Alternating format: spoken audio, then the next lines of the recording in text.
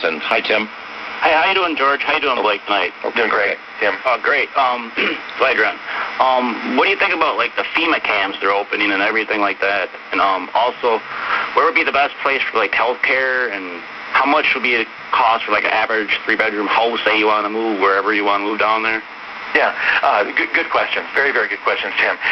The FEMA camps, I'm not going to pick on the United States government per se, but I think that they're prepared. I think most people have seen the pictures of the millions of coffins they have ready, the body bags. They're preparing for something, and they create these laws in order to control more American people. I still believe the average American does not know that they're the frog in cold water, and they think they're okay, and they're now boiling. They're going to be dinner here shortly. It's boiling. They think they're in a hot tub in Vegas. They're not. The massive deception is there. As far as a home, 15 years ago, you could have bought a brand new 3-bedroom, 2-bath, really nice home for probably about $20,000 US where I live. Okay, I live in an expat area, very, very first world, high quality sort of area. But you just have no idea what it's like to buy tomatoes for 10 cents a pound and come back to the United States and buy them for $2 a pound.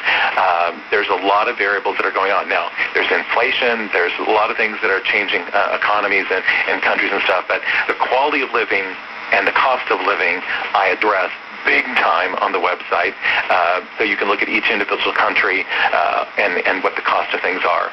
Certainly, if you went to Switzerland, if you went to Norway, if you went to Italy, you're going to be paying more than you do in the United States. But there are countries that the cheapest viable countries, the best value for your money countries, I list all those. Okay? Thanks for Illinois.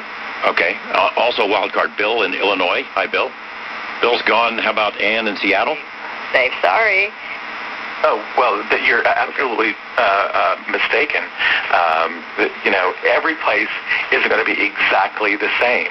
I have proven that, documented that on the website. You can go to it, survivewithcoasttocoast.com. You will see and you will read and you'll get the documentation. It's not going to be equal. It's not going to be equal everywhere. That is just fact. I'm absolutely 100% convinced of it. Try to get one more call in. East of the Rockies, Michael in Tidewater, Virginia. Hi, Michael. Hi. Yes, Mr. Sawyer. This country was founded by Protestants running away from Catholic countries.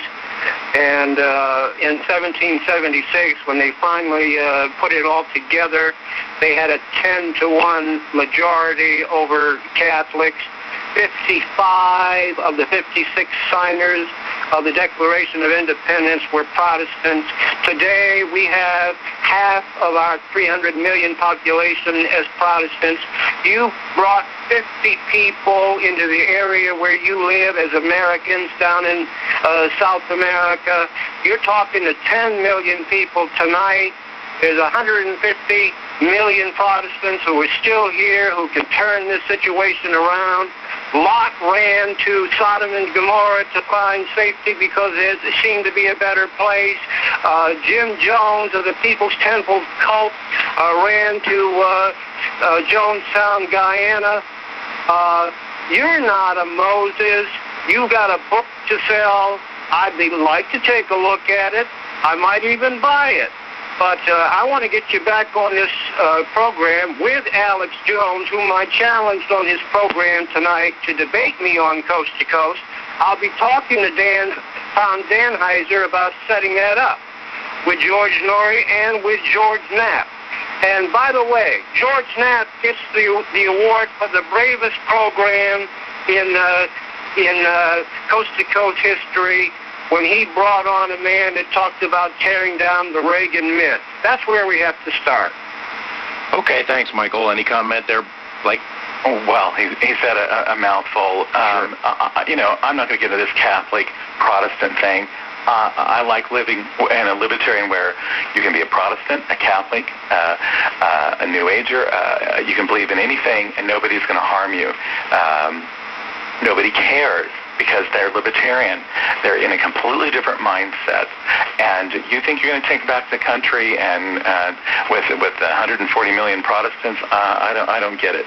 But anyway, I wish you well, Michael.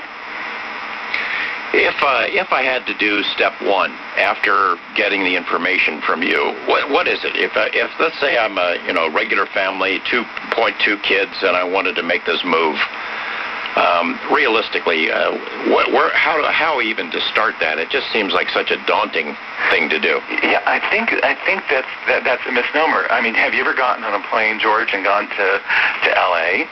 Of course you have. To New York, Toronto. Have you gone to the Caribbean? Have you gone to Hawaii? It's no different. You just go and take a week or two vacation, investigate. But I give the 1, 2, 3, the ABCs of what to do, of how to investigate the websites. I have hundreds of blogs, hundreds of websites, hundreds of bits of information about any particular country that you want. It's there on the website to investigate first. You do your due diligence. You go, wow, this sounds like the country for me. And since most all the countries are very close together, unless you want to go to Australia or New Zealand or someplace else. Okay, Blake, we're out of time there. Blake Sawyer, thanks very much. We have links on the website, and you're welcome to check them out. Paul McCartney taking us into the break, and coming back, we'll be speaking with George Patton, author of Blackjack, about Benjamin Black Herman Rucker, a magician and mentalist from long ago. Stay with us on Coast to Coast. A Few Minutes with Michael Adams, author of Showgirls, Teen